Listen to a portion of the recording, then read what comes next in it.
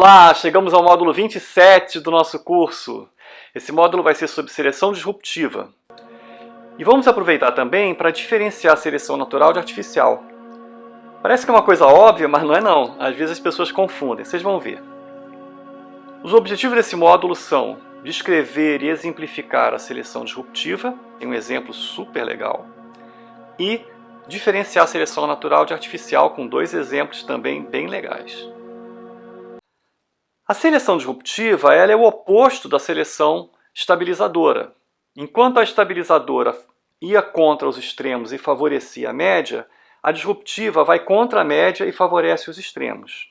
Pensando em um loco só, a gente pode ver numa simulação com o Populus que se eu tenho um regime seletivo igual a esse aqui, em que os homozigotos têm valor adaptativo 1 e o heterozigoto tem valor adaptativo menor, né, 0,9, se a população começar com a frequência do alelo A um pouquinho maior que 0,5, ela vai fixar o alelo A, porque quando a frequência de A é um pouquinho maior que 0,5, a maior parte dos indivíduos homozigotos vai ser AA, que vão ser os favorecidos, então vai subir. Já se começar com 0,49, a maioria dos homozigotos vai ser Azinho, Azinho, ou Bzão, Bzão, e ela vai diminuir. Então a disruptiva tem essa coisa de jogar para um lado ou para o outro.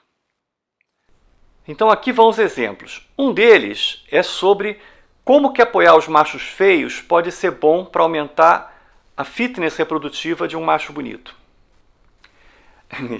E a outra é sobre como que cantar pode aumentar a tua chance de morrer. Bom, a primeira é sobre um polimorfismo em coloração de plumas de um canarinho da terra lá dos Estados Unidos. A passerina amena tem monogamia social, mas poliandria sexual. Ou seja, os casaizinhos se formam, ficam juntinhos a vida inteira, mas não significa que os filhotes que a fêmea coloca no ninho, os ovinhos, venham todos do mesmo macho. Não vem do macho parceiro dela. Algumas vezes vem de outros machos também. Então eles são monogâmicos socialmente e poliândricos, ou seja, vários machos sexualmente. Esses canarinhos, nos machos, existe um polimorfismo grande de padrões de coloração, que vai desde machos feinhos, assim begezinha, até machos super coloridos, lindões. Para facilitar esse estudo, os pesquisadores fizeram uma gradação que ia de 14 a 36, em que 14 era o mais sem graça e 36 era o mais cheio de cores vivas. Então aqui estão alguns exemplos de números de padrão de coloração, mostrando o animal jovem para cada um deles. Em lugares que existe uma competição muito grande por ninhos, os jovens têm problemas de encontrar lugares para criar os seus próprios ninhos, porque os adultos que já estão lá brigam com eles. O que se observa é que os adultos não brigam com jovens que têm coloração mais sem graça. Eles brigam muito com os jovens que têm coloração parecida com eles. Então aqui vocês podem ver que, de acordo com o tipo de coloração, os adultos vão ter um tipo de comportamento, desde tolerar, deixar o bicho ficar ali por perto, até correr atrás. Mesmo assim, alguns jovens coloridos conseguem ganhar da luta dos adultos mais velhos e conseguem fazer um lugarzinho para os seus ninhos, porque os coloridos são mais agressivos também. Então o que acontece? Os jovens que são mais sem graça, que têm pouca coloração, não são atacados pelos adultos. Os jovens que são mais coloridos são atacados, mas muitos deles também, como são agressivos, conseguem ganhar e conseguem fazer os ninhos deles. Já os jovens que não são nem tão coloridos e, portanto, não são tão agressivos, mas são percebidos pelos adultos, eles perdem e não conseguem fazer ninhos. Ou seja, uma seleção que está favorecendo as duas pontas. Ou você é um macho sem graça e os machos que estão lá não vão reclamar de você, ou você é um macho colorido, mas consegue ganhar deles na briga. Então, quando você olha todos os passarinhos jovens de acordo com o grau de coloração e vê qual deles conseguiu fazer ninho, você observa que os intermediários não conseguem fazer ninhos, enquanto que os com pouca cor e os com muita cor conseguem fazer algum tipo de ninho. Ou seja, isso é uma seleção disruptiva. Mas aí fica a pergunta, por que os machos não brigam com os machos pouco coloridos? Existem várias possibilidades para isso. Em primeiro lugar, esses machos que são pouco coloridos são muito parecidos com as fêmeas. Então poderia ser que os machos adultos que estão lá não atacam eles porque não identificam eles como machos. Essa hipótese foi testada comparando a agressividade de machos contra esses machos e com machos com fêmeas, e eles viram que não era assim. Não era porque ele parece uma fêmea, ele sabe direitinho que aquilo ali é um macho. A segunda hipótese é devida à poliandria. Como as fêmeas cruzam com machos fora do casal, e como as fêmeas preferem cruzar com machos muito coloridos, um macho colorido, selecionando machos pouco coloridos para ficar na vizinhança, aumenta a chance de que a fêmea não vá cruzar com outros machos. E existe outra hipótese, que é que os machos coloridos vão cruzar com as fêmeas dos machos pouco coloridos, porque elas vão preferir eles também. Isso explica essa seleção do ponto de vista do macho colorido que já estava lá. Mas e do ponto de vista do macho pouco colorido? Porque, afinal, as fêmeas dele vão estar cruzando também com o macho colorido. Como é que isso foi testado? Foi feito um trabalho genotipando por microsatélites os filhotinhos de ninhos de fêmeas que estavam com machos não coloridos e com machos coloridos. A primeira coisa que se observou foi que mais ou menos a metade de todos os ninhos tinha filhotes de outros machos que não era do casal. Agora, essa proporção de filhotes que não eram do mesmo casal não era igual para machos coloridos e machos não coloridos. No caso dos ninhos de machos coloridos, só 22% dos ninhos tinham filhotes de outro macho. Já no caso dos ninhos de machos não coloridos, 87% tinham filhotes de outros machos. Então, claramente, esse sistema é vantajoso para os machos coloridos. Vocês podem ver nesse gráfico que os machos coloridos têm um valor adaptativo maior em termos de número total de ovos que foram gerados naquela geração. Mas e os machos pouco coloridos? Qual é a vantagem deles? Eles têm uma vantagem, porque eles pelo menos conseguem fazer ninhos e, portanto, conseguem fêmeas e conseguem cruzar com eles.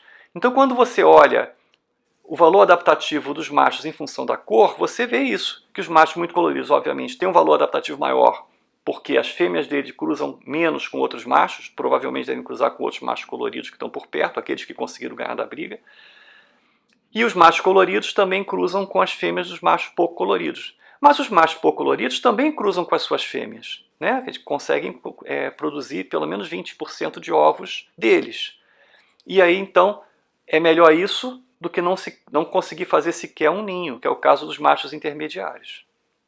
Então é um sistema de seleção disruptiva que é mantida por colaboração dos machos coloridos com os machos não coloridos, em termos de permitir que eles criem ninhos, e que é mantida estável, porque o macho não colorido está sempre produzindo filhotinhos não coloridos também. O outro exemplo é do grilo. Como vocês sabem, o grilo produz sons, né? Ele trila, esfregando partes do corpo. Cada espécie de grilo tem sua maneira de trilar. E o trilo, na verdade, não é um som contínuo, ele é um monte de picos. Na hora que ele esfrega lá, faz um monte de picos. E existe um polimorfismo nos grilos para o número de pulsos por trilo. Uns pesquisadores estavam estudando se haveria uma preferência das fêmeas, porque no caso dos grilos, o grilo fica numa moita trilando e a fêmea vai encontrar ele. Então, se haveria uma preferência das fêmeas do grilo por algum tipo de frequência de trilo. O que os pesquisadores fizeram? Gravaram várias frequências de trilo dos grilos e depois selecionaram 3 frequências, uma que correspondia à média e 2 extremas.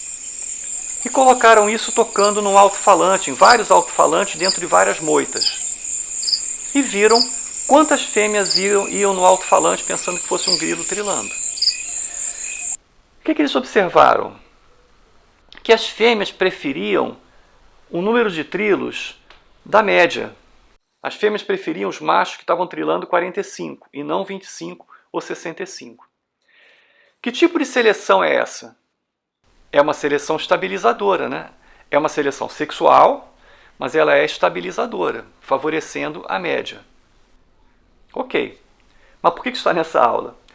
Porque eles observaram também que, além das fêmeas, os trilos atraíam também umas moscas, que são parasitas dos grilos. A homeocrácia é uma mosca incrível. Ela tem o sistema auditivo mais perfeito da natureza. Ela tem receptores atrás da cabeça que permitem não só ela ouvir o som muito longe, mas saber de onde vem o som, a direção, com uma precisão incrível. Se você fechar os olhos e pedir para alguém fazer um barulhinho em algum lugar da sala, você vai conseguir saber se a pessoa está tocando um sininho, sei lá, do lado esquerdo, ou do lado direito, ou na frente, ou atrás, mas vai ser só isso. Essa mosca, foi feito um experimento com ela, colocando ela numa bolinha, ela presa num cabinho, e ela ficava andando na bolinha, se dirigindo, ela achava que estava andando na direção do som. E foram testando, pelo movimento da bolinha lateral, quanto que ela conseguia ir na direção certa. E sabe qual era a taxa de erro dessa mosquinha? 2 graus. 2 graus não é nada, é isso aqui e isso aqui. Ela conseguia saber a diferença. É incrível. Então ela é uma grande localizadora de grilos. Ok. Então essas mosquinhas chegavam nos alto-falantes também. E qual era o alto-falante predileto das mosquinhas? O de 45. Então as mosquinhas, quando encontram o grilo, elas põem o ovo em cima do grilo. Aí do ovo nasce uma larvinha que entra no grilo, vai se alimentando do grilo, vai comendo o grilo por dentro, até que mata ele. Uma morte horrorosa, devorado por dentro, como se fosse o alien. Que tipo de seleção é essa? Quer dizer, qual é a vantagem do grilo em relação à mosca? A mosca é atraída mais por 45 trilos. Então, se o grilo quer ser menos predado, quanto que ele deve trilar? Qualquer coisa menos 45. Que seleção é essa? Disruptiva. Então agora o grilo tem um dilema.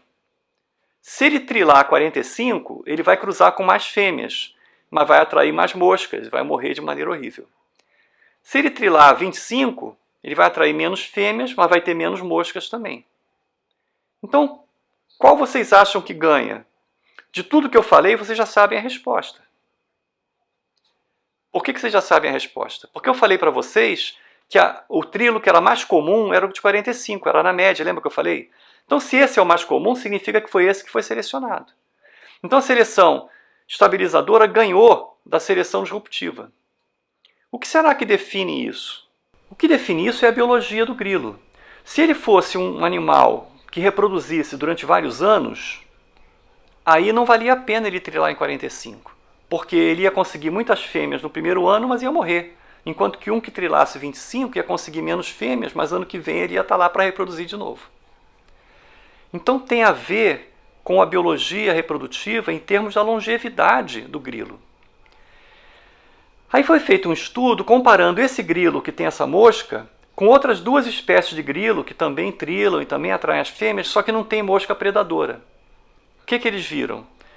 Que o grilos velete e o grilos pensilvânicos, que também atraíam fêmeas com trilos, mas que não tinham essa mosca predadora, viviam 3 vezes mais tempo do que o grilos integer.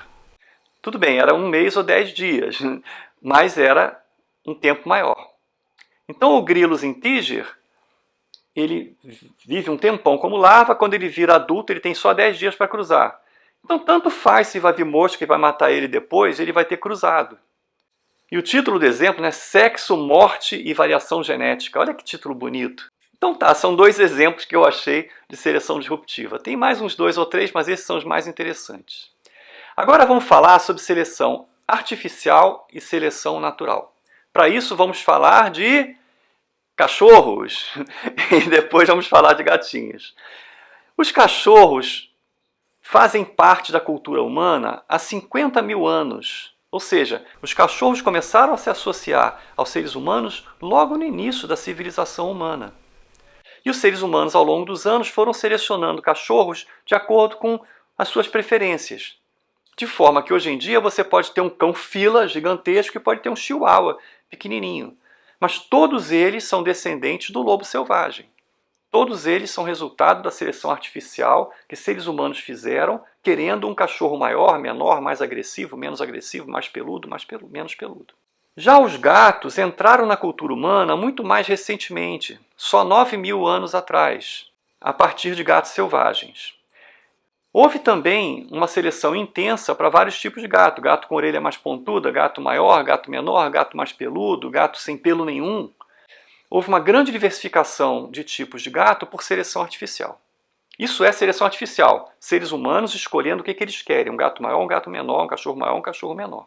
Então o que define uma seleção artificial é a intencionalidade. Lembra que eu falei para vocês que a couve de Bruxelas, o repolho, o brócoli eram todos descendentes da mostarda selvagem? E não descendentes por evolução e filogenia, descendentes rapidamente através de seleção artificial feita pelos seres humanos. Mas algumas vezes ocorre seleção natural em organismos associados ao homem que não tem nada a ver com a intencionalidade humana. Para tentar ver se existia algum tipo de seleção natural ocorrendo com os cachorros, foi feito um estudo muito legal com adoção de cachorros.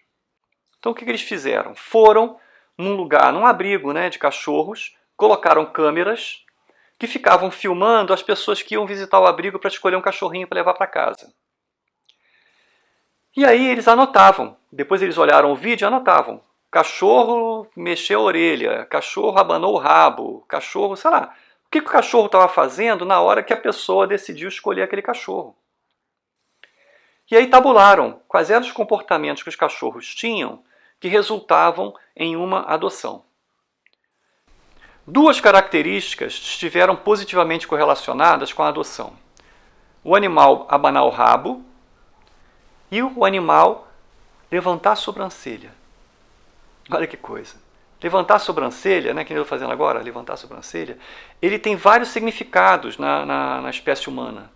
Ele pode ser um sinal de tristeza, pode ser um sinal de curiosidade. Então, eles foram ver por que o cachorro fazia isso, porque o lobo não faz isso. Nenhum outro canídeo levanta a sobrancelha. Foi feito então um estudo anatômico que descobriu que os cachorros tinham um grupo de músculos que nenhum outro canídeo tem para levantar a sobrancelha. Parece que esse padrão foi selecionado ao longo da criação de cachorros, ao longo de 50.000 anos, porque ele tinha um efeito nos seres humanos. O cachorro, ao levantar a sobrancelha, ele causava uma reação de empatia nos seres humanos. Então, de fato, os cachorros que levantavam a sobrancelha ficavam muito menos tempo no abrigo do que os cachorros que não levantavam a sobrancelha. Legal, né? Então é o cachorro treinando a gente. E nos gatos?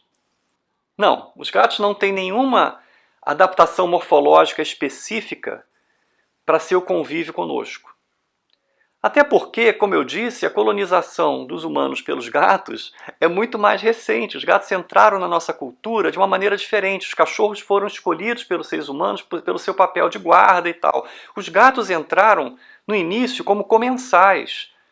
É porque onde começou a haver cultura humana, começou a haver agricultura, começou a haver estoque de sementes, aí começaram a aparecer ratos.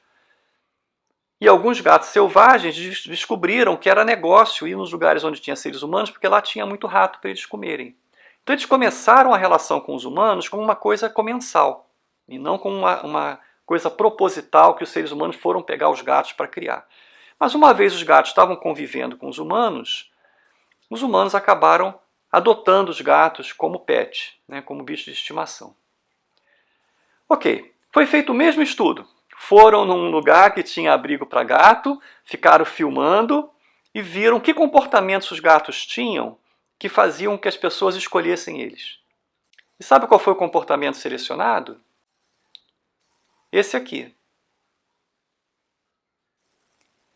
Pois é. O gato que se esfregava na pessoa tinha mais chance de ser selecionado. Não era o gato que miava, ou o gato que abanava o rabo, ou nada disso.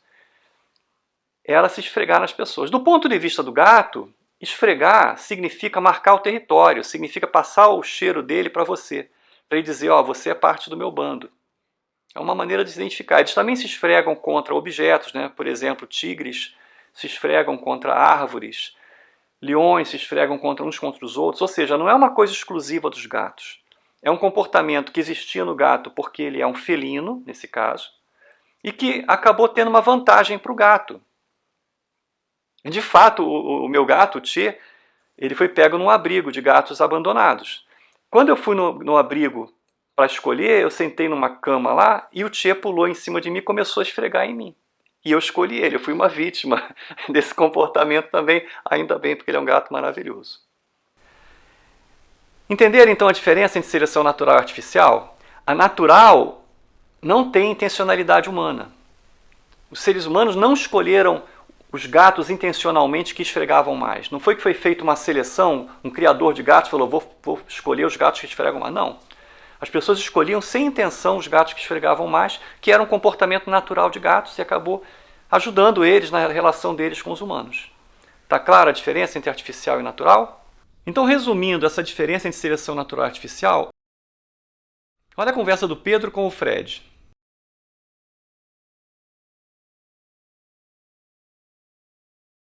Entenderam? Ok. No próximo módulo, nós vamos falar de sexo, drogas e rock and roll. Sexo, drogas e rock and roll. Não. Vamos falar de sexo, genes e seleção. Até lá.